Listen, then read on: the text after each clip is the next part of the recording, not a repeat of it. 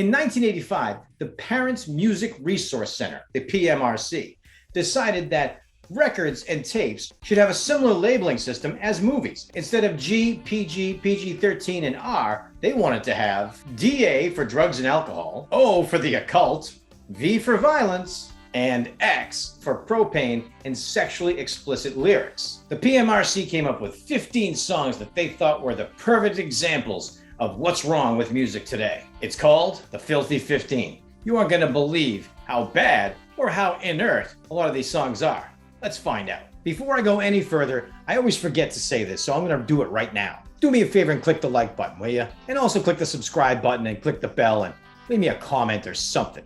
Show me you're alive. Leave your mark. Show me you were here. Number 1, Judas Priest, Eat Me Alive. Some of the lyrics are kind of explicit. If you have small children around, imagine this as your own personal PMRC that bad words are coming. Grown in the pleasure zone, gasping for the heat, I'm gonna force you at gunpoint to eat me alive. The politicians and their wives were unhappy with the sexual overtones. If you're down at the Woolworth 5 and Dime and you're buying a kid a Judas Priest album with that cover art, you have to expect it's probably not Winnie the Pooh and Christopher Robin singing campfire tunes. Number 2, She Bop by Cyndi Lauper. Listen, I've heard this Cyndi Lauper tune, 100 times, 1,000 times? I never even noticed it was about masturbation. But it is. Says Cyndi in the song, I want to go south and get me some more. They say I better stop or I'll go blind. Cyndi got added to the list for admitting to the world that she does the forbidden dance by herself. Oh no. Number 3, Madonna, Dress You Up. Here's another song that I've listened to, I've sung along with. I know the song. Never thought it was so explicit. Gonna dress you up in my love, all over your body. Really? In 1985, Madonna was a huge sex symbol in the United States, so they had to find some way to include her, and this is what they chose. Number 4, Vanity. The song is called Strap On, Robbie Baby. The PMRC was upset because it was so much about sex. Listen, why did the PMRC even care about this song? Nobody else did. Nobody listened to it. Vanity was here and gone, and that was it. Maybe they were trying to take down the songwriter. That was Prince. The lyrics to that one? Come on and stroke me. Strap this thing on tight. If you want to glide down my hallway, it's open. Strap yourself in and ride. What a stupid song. Okay, number 5. This is hysterical that this is even included. It's Mercyful Fate with Into the Coven. It's included because it's a song about the occult. It's a song about witchcraft. Can you imagine the federal government making decisions for the community because of witchcraft? Of course you can, because that's exactly what happened in the 1600s in Salem, Mass. They also tried to make it happen in Washington, D.C. in the mid-1980s. Don't forget, I'm going to put this playlist together. So when you're done going through this list, you got to put the playlist on and listen to these songs. Some of them are just fine songs. Some of them you already know. Some of them are just terrible and you'll never want to hear them again. But you got to at least give them a listen. And then imagine everyone down in Congress in 1985 listening to these songs and making decisions about them in big committees. It's ridiculous. Number 6 on the Filthy 15 is WASP with Animal. I've got pictures of naked ladies lying on my bed. I'm making artificial love for free. I start to howl in heat. These are lyrics to a song. WASP is an acronym, and it's not White Anglo-Saxon Protestants. It's We Are Sexual Perverts. You had to expect whatever's coming out of a band called We Are Sexual Perverts is gonna be a little bit left of the needle. The song itself was so bad and so controversial that the record company refused to put it on the album in the US. If you wanted it, you had to get the album imported. Blackie Lawless eventually turned his life to God, and they refused to play the song again anyway. Number 7 is Sheena Easton with Sugar Walls. Blood races to your private spots. Lets me know there's a fire. Come spend the night inside my sugar walls. It's terrible. So this is what happens when you mix a nice girl from the south side of Glasgow with Prince. It's the second time I've mentioned Prince so far.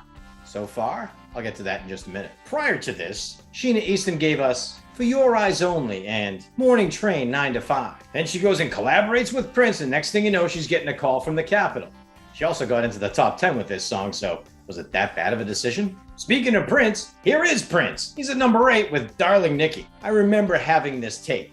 I remember listening to it, thinking to myself, that's interesting. I was 11. No, I was 12. I was 11. I don't remember how old I was. 1985.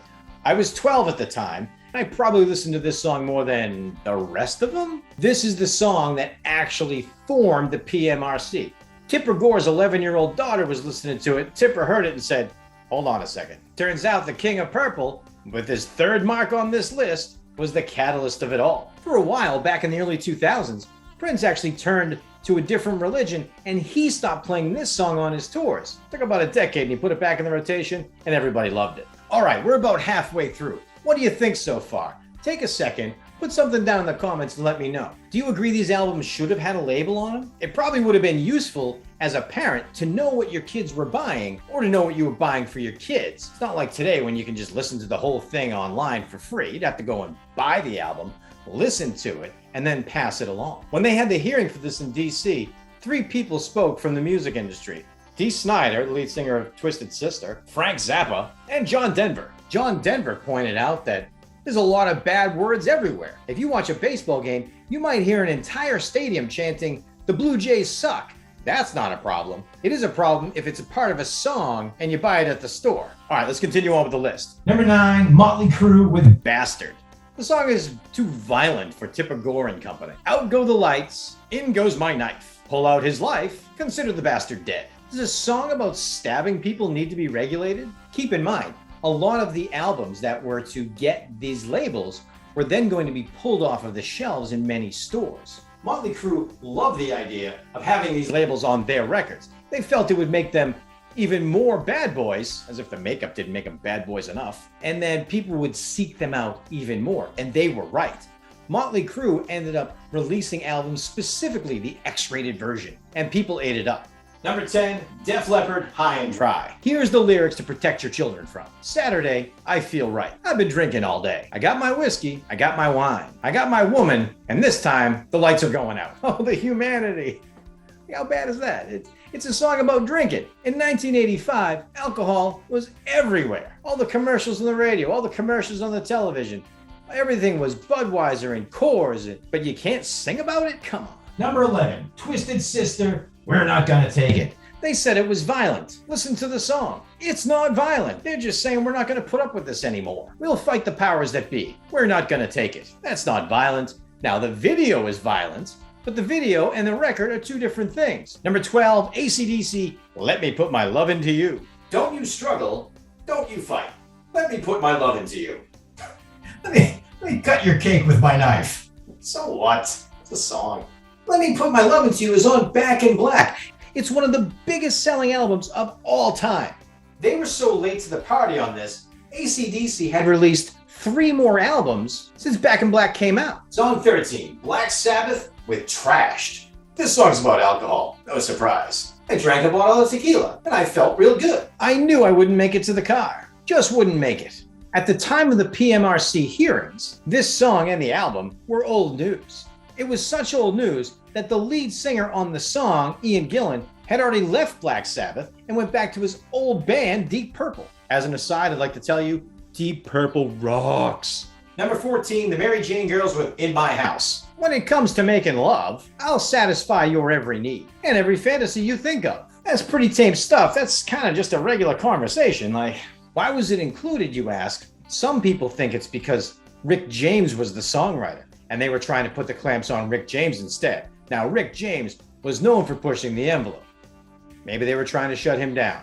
Didn't work, but they tried. And last, and absolutely least, is Venom with Possessed. If you haven't heard Possessed by Venom, lucky you. It's not that the song is bad, it's just stupid. Here are the lyrics. I drink the vomit of the priests, make love with a dying whore. Satan, as my master incarnate. Hell, praise the unholy host. It's garbage. It should never have existed. I mean, I'm not saying that they should have been banned from making it. I'm just saying they never should have made it. Terrible. But it was a very dangerous slope to have the government step in and say, we're going to have to warn the world about this stuff. I can see how it would be disturbing for some, but parents, pay attention to your kids, know what they're doing. Don't let them listen to bands called Venom. This song actually did deserve to have limited availability and be taken off the shelves. Not for censorship issues, just because it was crap and no one should have spent a dime on it.